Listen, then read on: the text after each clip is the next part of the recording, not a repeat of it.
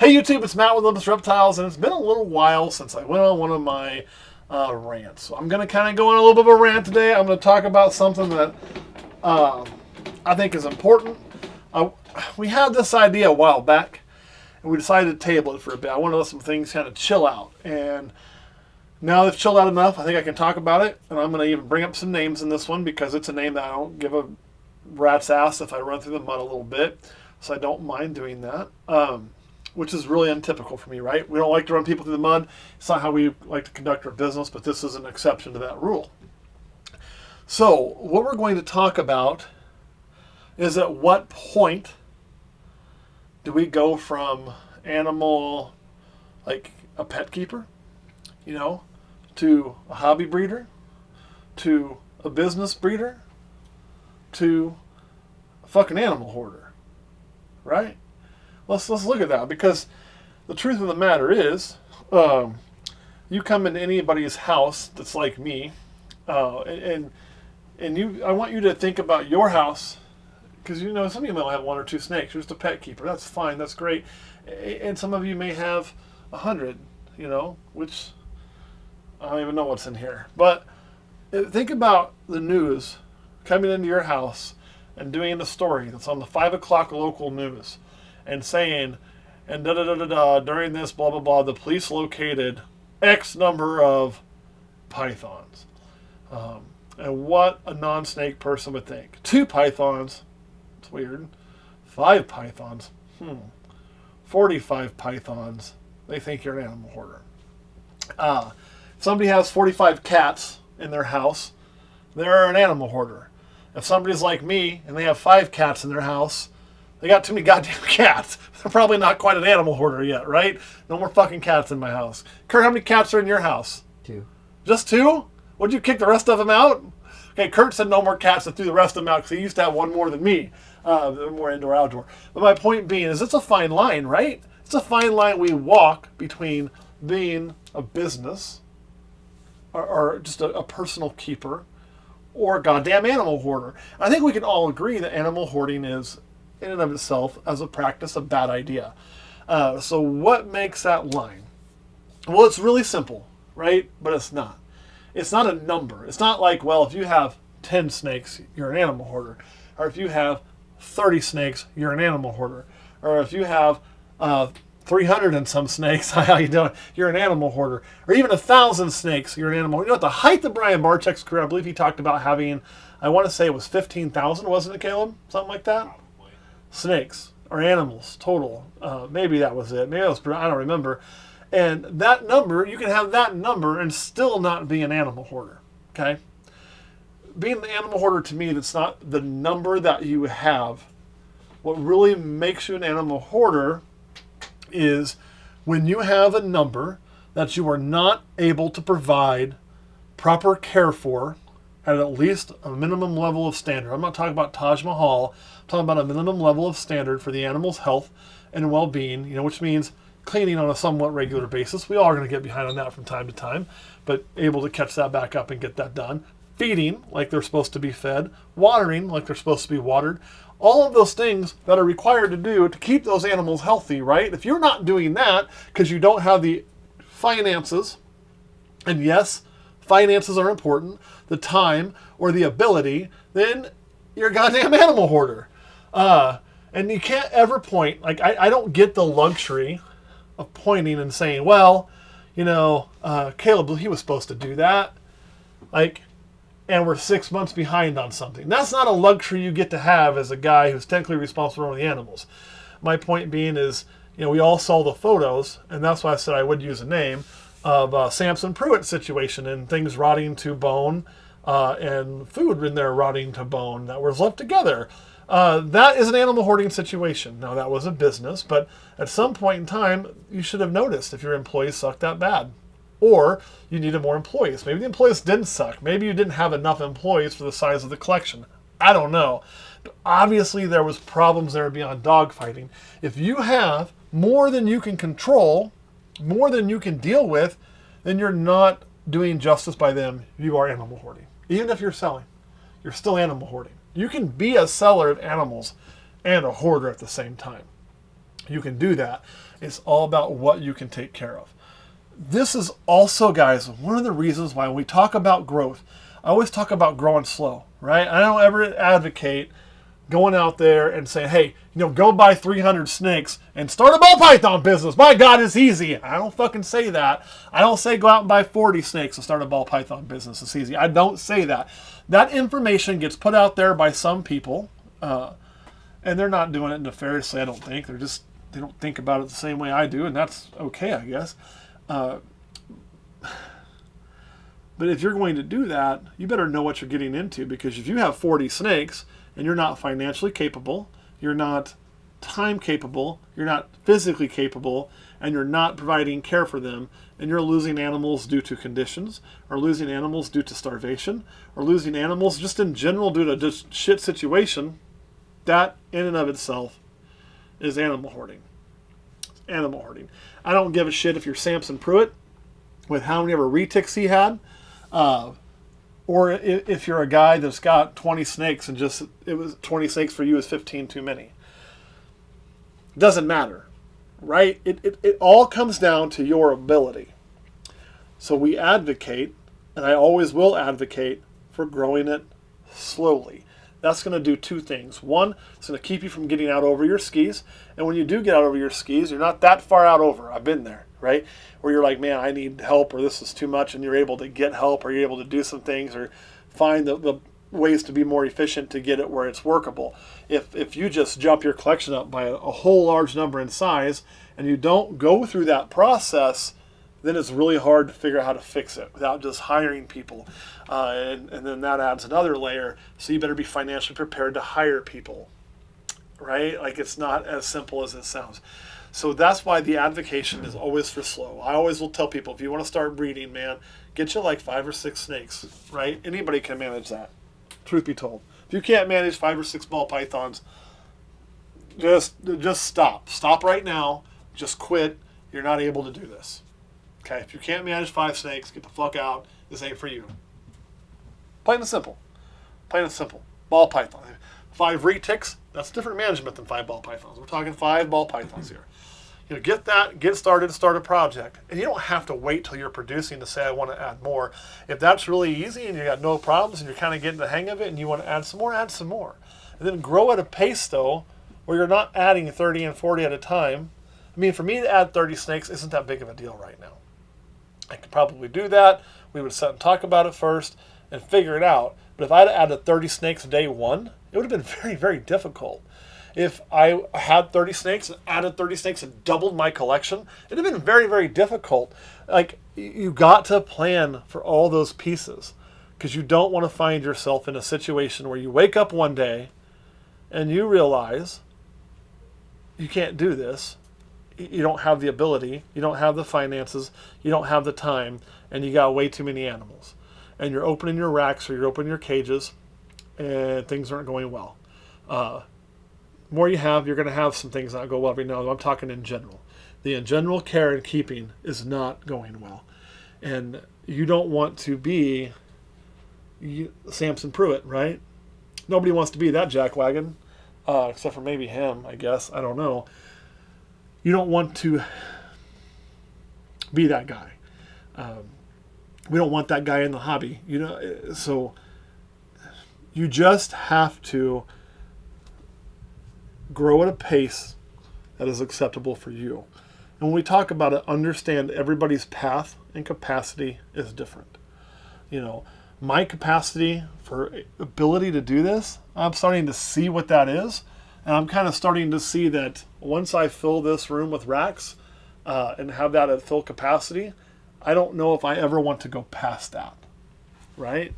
I think that may be where I want to be because of the amount of time, effort, shows, sales, all those things that go into doing that, along with the care of those snakes, that takes up so much more time. I'm just like, man, I don't think I want to add much past that because it's just too much. It becomes too difficult. It becomes too, I'd have to probably then start to hire people, and I've never wanted to do that because then I got to trust people I hire, and I don't want to do that. I have a great team now that I work with. I say I work with. I don't say work for me. A great team now that I work with. And I don't want to have to change that. I don't want to alter that. So it's something to be cognizant of. And the only person who can control you becoming an animal hoarder is you.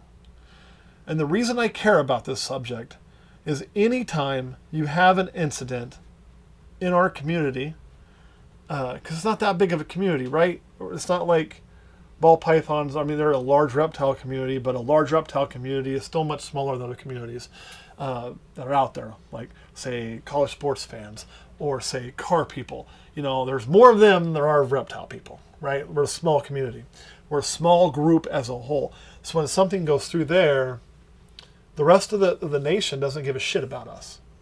They're just going to see, oh man, there's that crazy animal hoarder. I have that crazy neighbor he's got 10 snakes.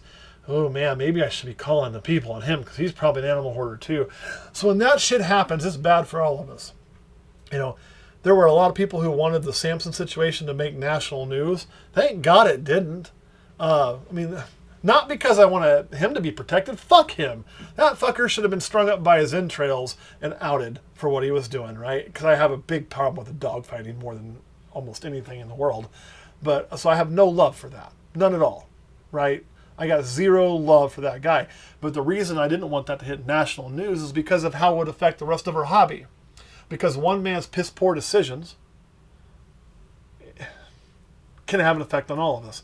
That's where places like Congress, right, gets ammunition for laws.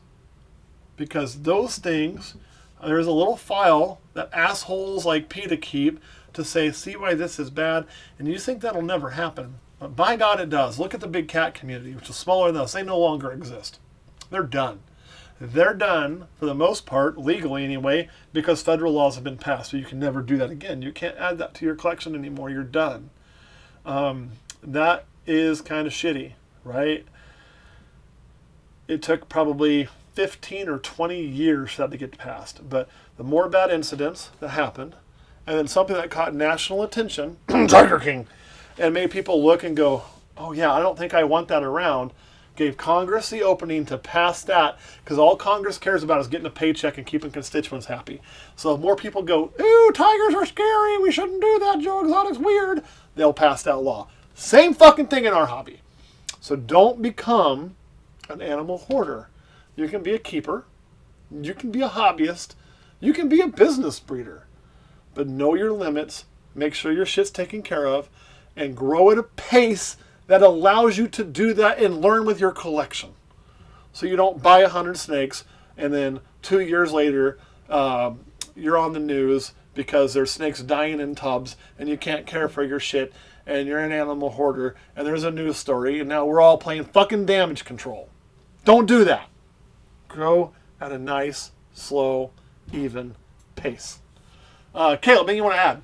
Kind of stand there in the background, let me just make an ass of myself. Help me out a little bit. You know, you talked about you didn't add 30 at one time. Yeah, you can come right here and there's a camera. That way you can look at it and you can talk to those nice people. You talked about how you didn't add 30 at one time, you right. know. And it's kind of a numbers thing for what you personally can do. I added 30 at one time when I had 3 at the time. I had more before that, but there was...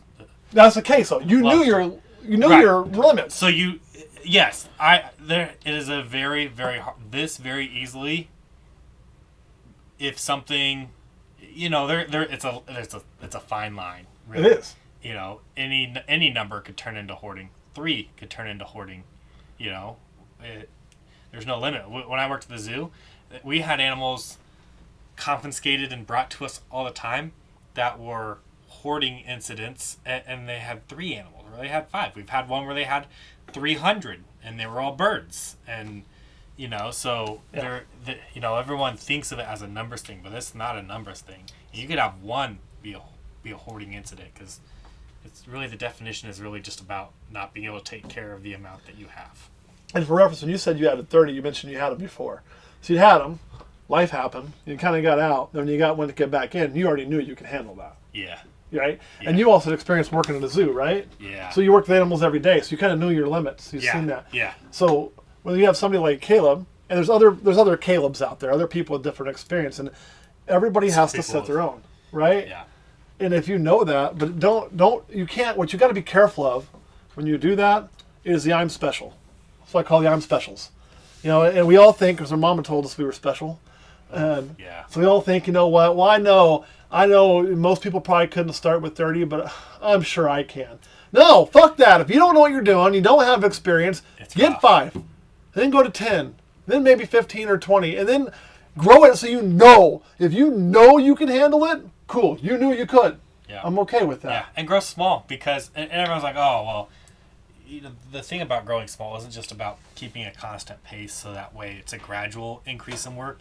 It's so that way if you do hit your limit, we're like, oh, this is overboard. You're 1 or 2 overboard. You're not 150 overboard. Exactly. Because it's a lot easier to downsize 5, 10 snakes than I need to get rid of 300 now before there's drastic medical decrease in their health. Right? Whereas getting rid of 5, being overexhausted from cleaning 5 extra tubs, or, oh, this tub got a little extra dirty just because it took a little bit longer on the schedule I was on, is nothing, right? Yeah, that's no big deal. 150, 300, Well, the other thing, too, if you find yourself 5 or 10 over, and you decide to downsize, you can move that 5 or 10. Oh, easily. And you can get back to where you're comfortable. Yeah. But if you find yourself 100 over, because you just went hog wild, because the guy selling you snakes told you it was a great idea, and so you put a lot of money in his pocket. Here's a life hint, okay? Whenever the guy who's selling you stuff is telling you it's a good idea, right? Whenever that guy's doing that, stop and think. Because that guy's got a vested interest in you buying shit, right? If I'm selling snakes, I'm not going to be like, yeah, getting into snakes is a bad idea. Why would I do that? That'd be fucking stupid. I'm going to tell you all the reasons it's a great idea. As a matter of fact, when you go, well, I don't know. I've never had a snake before. I'm going to work around that problem and try to tell you why it's a great idea to have a snake. That's my fucking job. That's how I get paid. That's what I'm supposed to do. Right? Yeah. And then my hope is you get that snake and you love it, and then you're in the hobby for life and you buy 5 more. That's my job. On a job perspective, I think you should buy 50 snakes, and I got a list. I'll set you up right now. Fuck it, hey, let's get it done. Send me the money. I'll get you taken care of. That's the sales part, right? But the truth is, when somebody is trying to, there's a rattlesnake trying to get out and bite Kurt in the back of the head right now. Like, let me out of here, I'll get at him. When somebody's trying to sell you something, you gotta remember it's their job to sell you something. Get the information that's good. Stop, think, ask questions, right? And make sure that person trying to sell you something is on the up and up and looking out for your best interest, not just their checkbook. To me, a good salesman's going to look out for their client's best interest. He's there to make a sale, but I'm also not there to put my client in a bad position, whether I'm selling snakes or whether I'm selling fidget spinners, which I've never sold fidget spinners. I always look at it as that client who I put in a good position will be a client for longer than a client I put in a bad position. But not everybody thinks like that. Some people think I got to get this snake sold right now, and they'll do whatever they can to sell that whole bunch, especially on some of the higher end shit, because they've got to get that money because they know that market's going to eventually go down, so they're going to try to push that, which is okay. It'll still sell. I'm not that worried about it for me. But you always just got to question it. That would be my advice. Yeah. Yeah. And just at your pace. At your pace. Because you have to move that 100 snakes. That takes a while. And you're behind on everything because you should have only had 15 and now you've got 100. Shit will start to die. And when that shit starts to die, who's to blame? Shit's going to die anyway. You keep enough animals, animals will die. It's a numbers game. It is an absolute number. You worked at a zoo. Total numbers game. I had many, many days where I told my boss, I'm done. I quit. I can't do this. No more. I'm tired of animals dying. Yada, yada, yada. And every time my boss, who I love to death if you are watching this, would be like, Caleb, are you a baby or are you 21 years old? Well, I'm 21. The answer is yes to both of those at that time. I'm 21. She goes, this is a numbers game. There are currently 137 animals in your care. 112 of them are geriatric. It's gonna happen. And you can either divulge and let it consume you and it get worse, and then the animals that are gonna make it, that aren't your fault, are gonna start dying, and it is gonna be your fault. Do you want to be that guy who feels like, I'm gonna use the word crap or shit in place of what she actually told me? Or do you want to be that guy? No, we're past 10 seconds. You can say it. No, this one's this one will get you canceled. Really? Yeah, this is one we will not say. Oh, not even on Patreon. Sorry, guys. I had she was from the 70s. Like, she's 70, so it was old when some curse words were. Okay. Or yeah, some shit we should leave off yes. of here. Yep. Or you can be that guy who just takes it in stride, gives those geriatrics the best care they can, and you know those ones that aren't geriatric are gonna live a long time under you. It's a numbers game. You know, there's nothing you can do about it. Father Time beats no one, or doesn't get beat by anyone. Yeah, and as your collection matures, you're gonna have more of that because, you know, we got snakes now in the double digits in age, and while it's not old for a snake, that is middle-aged, and they start to have health problems on occasion. You know, How many middle-aged people do you know that have health serious? I mean, even serious health issues. Yeah. You know, start running your cancers, your aneurysms, shit like that. All kinds of things. And in snake, the hard thing with reptiles is they are literally designed and evolved to hide all those weaknesses of illness and disease until really it's too late. So, you know, by the time you really start seeing signs, it's a problem. So, it's a problem, yeah. And that's another thing about that hoarding is if it's so much that you cannot notice health issues. Yeah. Again, you're running into that problem. It's, you know, sure, they're all being cleaned and watered and fed, but they're all actually being taken care of. Yeah. There's a difference between maintenance, taken care of, and taken care of to thrive. So I guess understand, we talk about growing slow. It's for a couple reasons. One is to make sure you're prepared for what you're getting into. Okay? That's one. Two is to keep you financially stable while you're getting into what you're getting into, because everybody's financial risk factor is different. If you've got, you know, there's so many zeros in your bank account with a number in front of them. I have infinite zeros in my bank account, but I don't have the number in front of it to go with it. That makes things a problem, right? That's not true. I got at least $10. Anyway. Oh, I just heard somebody take a shit. That's disgusting.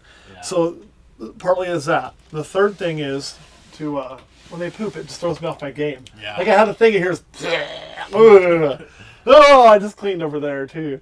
So like, oh God, there's just finished it up. It's tail up right now, just blowing out. But just keep you financially stable. And it's also to keep it where you can control the animal care. And that's a big one, right? That's the most important one. So that's why we talk about that. That's why we advocate for that. It's not because we don't want you to become a breeder. We don't, like, I've had people who say, benefits us for you to be a breeder. No shit, right? I have people say, oh, he just doesn't want anybody to grow. Bullshit! I want you to grow. I want you to be successful. I want you to be great at this. It benefits me for you to be in it. There's more people in it. Because if you're in it, you're going to skull drag 5 or 6 friends with you. Trust me. Trust me, I know, because I fucking did that. Kurt, why did you get snakes? Because I saw you had snakes. Because you saw I had snakes. We're coming up fucking playing poker, eating beer, and I had snakes. That's pretty cool. My neighbor got snakes. Why? Same reason. Man, like, you just will drag people into it that are in your circle. And it grows our hobby. So I want you to be successful. But you know what? When you get in and you overgrow too fast and you get out and you tell everybody how much it sucked and you had a bad experience with bullshit and and you hate your life, you shrink my fucking hobby. So it is, I want you to be successful. I'm not telling you this because I want you to fail or I want you to stay smaller than me or I don't want what's best. I'm telling you this because it's what I truly believe is for the majority of people, again, not everybody is different, right? One of the best ways to do it. It's slow because you get in, you get your feet wet, you know what you're doing. 2, you grow as you can handle it. We still don't add more than a certain number every year. We want to make sure we grow at a pace we can handle. And 3, you make sure that your care can keep up with the animals you got. That's all it is, y'all. That's what it's about. Because at the end of the day, if all you're looking at is I can produce this and I can get $10,000 a baby or whatever, and that's all you care about, then fuck you. You shouldn't be in this anyway. You've got to care about the animals. You got to. If you don't, I mean, it's one thing to be involved in cars just for the money, or involved in baseball cards if that's your thing for the money, or fucking Pokemon, or whatever bullshit people used to make money these days. Crypto, whatever. You can be involved because it's not a living thing with feelings. But these are living things, and they have. Well, I'm going to say something. Let me finish before you bitch slap me, okay? Promise? Yeah. Okay, they have feelings. Now, it's not like, oh, I love you feelings. but they have their own version of feelings, Yeah. right? Yeah. Because Yeah. you're like, God damn it, don't start. Okay, yeah, but they do. They you know, they are living creatures, and we owe it to them to do the best by them. That's my whole point, and that's why we preach that. Don't be an animal hoarder. Craig, you want to add? I want to add Oh my God, it's a red letter day. the 3 things you were talking about, but a 4th thing that I think is important. What's the 4th thing? Is your mental state. You don't want Oh. to grow and get too big, and then you just get Okay. overwhelmed mentally, and you Yeah. can't take It's care not of them. fun, or it's not fun. So anymore. I know you don't hear it on camera because the mic's pointing here. He said number 4 is your mental state. If it didn't come through very well, you don't want to get too big and have it be soul crushing. You don't want to hurt your mental health and put you into like a depressive funk and things like that. And that's an absolute truth too. And to think it can't, it can. There's a story about a lovely lady who had 3 very children. Oh, that's Brady Bunch. Sorry, I got off. You're too young for that. You ever I'm watch not that? Too young for that. Yeah. Yeah, fuck yeah, man. There's a story. Yeah. Okay. Anyway, of a man, I'm not going to say his name or his business because I don't think that'd be fair. And it was a large business, and I think he's fine now. But he snapped one time, and I believe if you go through the annals of Google, you can probably find the incident where they went to jail for slapping an employee with a bearded dragon. I'm not laughing at that. You remember it, But though? I remember that Yeah. because I thought it was. I God remember that 'cause I saw the news Thought it was article. fake. I thought it was fake. I was Yeah, like, it wasn't. out there, bitch slapping with a bearded dragon, right? yeah. And then for a I publicity thought stunt, there was no way. Like, there's no way. we killed a guy who was eating roaches for a publicity stunt. Yeah. Same business, I do believe. Yeah. So, so yes, it can definitely fuck with your mental state. You might find yourself, if you grow too big, slapping motherfuckers with the bearded dragon. So let's keep Just her. talk about how much that had to have hurt. They're spiny as They're shit. spiny as shit. Like, man, that's been pretty good. I mean, I feel bad for the I feel bearded bad dragon. for the bearded dragon. I do. But could you just imagine being walloped by this big fucker that's got all these spikes on it? Okay, I just had an idea. We should taxidermy a bearded dragon, stuff him full of lead shot, and use him to bitch slap people who got a whack. Yeah, I will fuck do you, the job, man. man. That'd be 'Cause awesome. I've even just picked some of them up as they huff up and stuff, and you're bleeding everywhere, and you're like, damn, I can't imagine that thing huffed up as it pulls. I'm pretty sure not to. You're getting a fucking baseball swing in here, too. You know. So anyway, he did a little time because apparently, even in Florida, smacking a guy with a bearded dragon A little too much. is against the law. I don't know what the charges were. I mean, I know It's there's gotta be animal cruelty. God, too, I'd hope. right? So There's- probably assault, maybe. Well, I mean, can't we call it battery, but other places Battery, call it, yeah. uh, Maybe aggravated. I mean, would you consider the bearded dragon a dangerous weapon? I don't know. That's the question. Is it? I mean, to me, yeah, you get a spine just right in the eye, man. Like, The litmus test here is if it's a dangerous weapon, or if it's done in a manner that is likely to cause great harm or disfigurement. I mean, great harm. Is that just physical? Because I think I would be emotionally distraught if my boss came up to me with a bearded dragon, and So, like, if I punch a guy like this, I'm probably not going to get an aggravated battery. But if you know what you're doing and you fucking cock up and you knock so two my teeth punch, out, like if I fought someone in the street who didn't Yeah. know who was fighting, I'm gonna get in more severe trouble than them just because I know how to fight. Maybe. Damn. It depends. If you're defending yourself, then no. Still. But if you, kinda hey, I don't need to defend myself anymore because this guy's done. Fuck that son of a bitch, and you're gonna, line up and really get some shoulder pop and some hip in that, and generate that twist and torque, and you thump him one, and his 2 front teeth can turn into dust. Then yeah, you're probably gonna have an aggravated battery for that because that was beyond the necessary of what you were doing. Fair. And there's a little permanent disfigurement there because now he can't say essence. But yeah, I don't know. I would say a bearded dragon is. Oh man, I about made a mistake. I'm about to say you knock those 2 teeth out. He's gonna talk like Mike Tyson. But if I said that, Mike Tyson gonna punch me in the face and knock my teeth out. That is a scary motherfucker. Even at 60, Mike Tyson. If you watch this, I hope to God you're hiring shit right now because you'll think it's funny. And if not, you're gonna come kick my ass. Just smoke some weed first. You're cool. Thanks, Mike Tyson. I don't advocate drugs, but that is a man that needs to smoke his weed. True. He's got his own podcast, I know. I love it. Hot Boxing. Yep. Him and John Berthnall did one, and it was really good. It's funny because it's I like wordplay. Yeah. And hot boxing is definitely wordplay. That is for sure. Because it's a boxing podcast. But it's also, hot boxing. So, kudos to you, Mike Tyson, one of my favorite. He is one of my favorite athlete turned businessmen in the country. I love me some Mike Tyson, I do. He's a dude growing up that I wanted to fight. No, you didn't. I didn't. But as a kid, I did. I dreamed of fighting him. Oh, yeah, on your Nintendo NES. Nowhere else. Nowhere else do you want to fight Mike Tyson, okay? Mike Tyson, I could have came for you.